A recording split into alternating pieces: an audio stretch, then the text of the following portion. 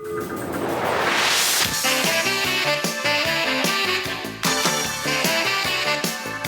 back, folks. This is the Stockwell Eldridge Show every Sunday at 10 a.m. here on AM 1280 The Patriot. I'm Jason with RE/MAX. And I'm Dawn with RE/MAX.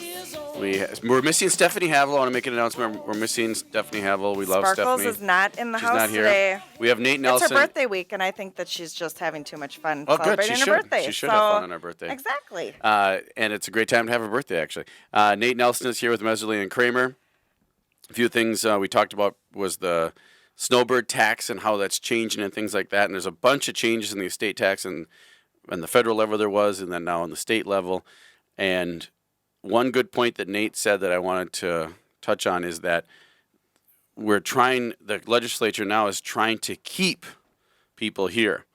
Because basically when you have an estate tax, a pretty hefty one, and you have a set amount of money or assets that isn't high enough, you're encouraging high-income earners, and I think the Business Journal had a big article on this probably a year ago now, about how many millions or billions of dollars is actually fleeing the state of Minnesota because of the tax policy that we have on that. So instead of the money potentially even staying here, it's with the family, it goes to another state, right? Well, that study actually even showed it almost all went to Scottsdale and Naples.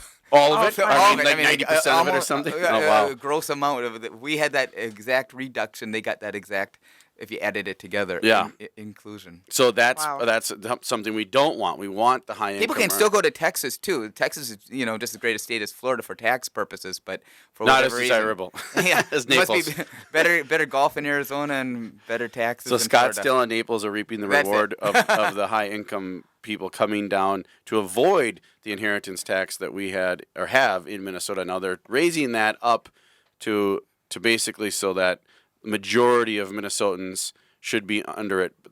Maybe the top 5% or so wouldn't be. Is that right? Is that kind of the? That's exactly right, Jason. It's very few. As you raise it, the class of people that get taxed are fewer, and consequently, the amount of revenue goes down by that much. And I think the end game, if everyone's quote unquote lucky, would be as long as they can keep showing a diminishing amount of tax revenue, they may ultimately repeal the tax altogether. So then, because here's the mindset, right? Here's the thought process. If we lower the threshold or the asset level, and then we tax that, right? We would be making more tax revenue. That's what you're thinking. If you live in an isolated Minnesota as the whole world, right? The problem is there's competing states that say, hey, come here. There's nothing. It's free. We don't charge you anything. We won't penalize you. You're not going to get any penalty for this. And furthermore, we're not going to charge you on your regular income tax as well. You only pay federal income tax, not state income tax. So those are very lucrative states for weather from a climate perspective and from a tax perspective. Yeah. I tell my clients, if it's nice, if you want to go there, it has the right taxes for you generally. Yes. They have it figured out. But Jason, other states are also saying that they won't maybe make 401k income taxable or IRA income taxable. Other states like South Carolina, that's like Illinois just passed that. And then South Carolina says if you're maybe over 65, we're not going to tax your income. So there's just even in some of the less desirable states. They're really trying to get the older folks or keep them home. Snowbirds to stay in the north part, right? For their primary residence. That's what they're trying to do, right? And you can argue it's divisive of families. All of a sudden, the grandparents, like I said, it's not really a joke. Grandma can't see the hockey game anymore, because she has to spend 184 days in Naples. No one's going to feel sorry for that. But maybe there could be a big social loss at some point. I never knew that. So I think that's important for people to know. That's very interesting. Yeah, and it does. You have to do well in order to get into the category on some level. I mean, all of them are pretty decent numbers when you're talking about 2 million in assets or 3 million in assets. However, if you've been working your whole life and you save up and you're doing well in the market or in real estate or in whatever investments you're in, and if you couple with that with 2 working parents that have been working their whole lives and saving and putting away, it it's not that far off. I mean, it's definitely an attainable scenario, right? I mean, it's not something that The millionaire next door effect. yeah, it's not something it's not something that it's only the like the Tony Robbins of the world or things like that. I mean, we're talking a lot of normal people, right? I mean, right, Nate, you work with I mean, you're seeing they're not driving Ferraris. I mean, some of them may be driving Ferraris, but a lot of them are you would see as a normal scenario, right? Some of them will even ride the same elevator I ride up in. Is there a separate elevator for the other people? I think it's gold encased. Diamonds. I think what Jason's saying is what we all have to be so careful of. Don't judge a book by its cover, because if you've been doing something for a while, there's a good chance that you've accumulated some. And a lot of people don't show it, right? I mean, a lot of people have. It's a million, like you said, the millionaire next door.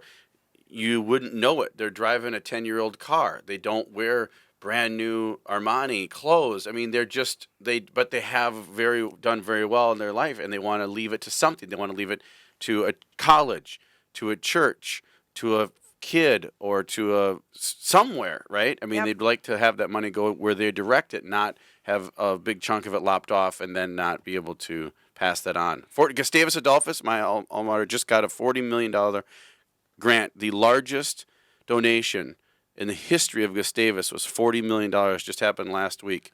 Wow.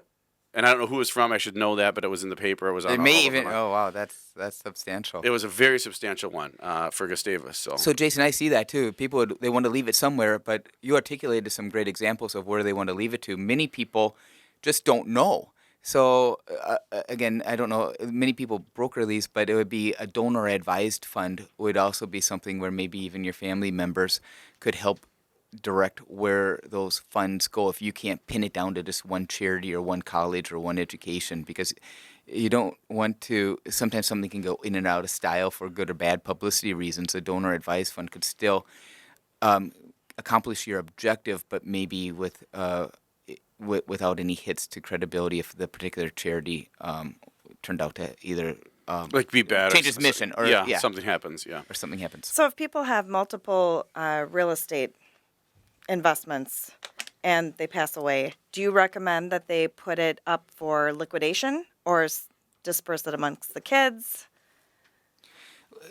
The trick with real estate is most charities aren't going to be interested in the ownership and the liability and the taxes. What are charities interested in, Nate? Cold hard cash. Yep, yes, exactly. there it is. Yeah. What are beneficiaries interested in? Cold hard cash. Right.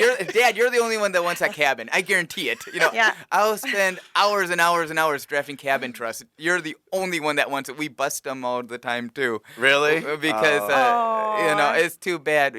After Dad's Which gone. is sad, because that's like the memories for that particular individual or parents. But or Julie's in Arizona. Scotty went off to Philadelphia. Yeah. No one's home. No one has time. You know? Yeah.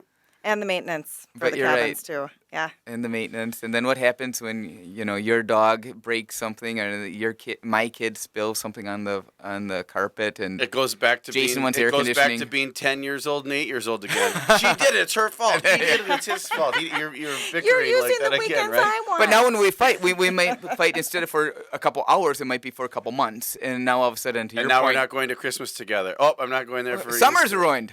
Yep. It's November again. So the point is, call us. We can sell your cabin if you're in this situation, because maybe the kids in the family don't want to take that on. Like Or maybe they one said. does. Or You know, maybe that's one the does, other and then idea. that person can buy out the other parties. There you go. Now, which is a good lead into my next question, and we're going to spend our next segment on this. I think that's a form of a partnership. So the business is going well. The economy is doing very well, folks. So if you're wanting to work, if you want to get into construction or do anything, there's tons of people hiring. Minneapolis is phasing in a $15 an hour wage, so you should be making more money. I mean, everything is going well, which we have different opinions on that, or a lot of people have different opinions on the $15 an hour. But a lot of people are saying, hey, I have this opportunity. Dawn, let's go in on this together. Let's be partners on this deal. Right? And we're going on this and doing a partnership on a development, on building new construction, on a remodel, on an investment, on a company, on selling donuts, on whatever it is, right?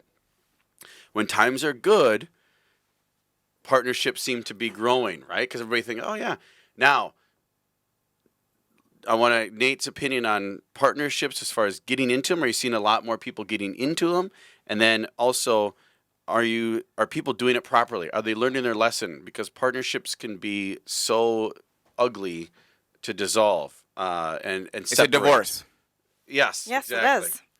So real quick on a partnership. What's the proper? Is it LLP? LLC. Don't say partnership. It gives me a minor heart attack because each partner is jointly and severally liable for the other partner. So it's even worse than not doing anything at all. Just stay in your garage if that's the case. But get a limited liability company, and then I'm not responsible for what you do, and we're all only at risk to what we invest in our LLC.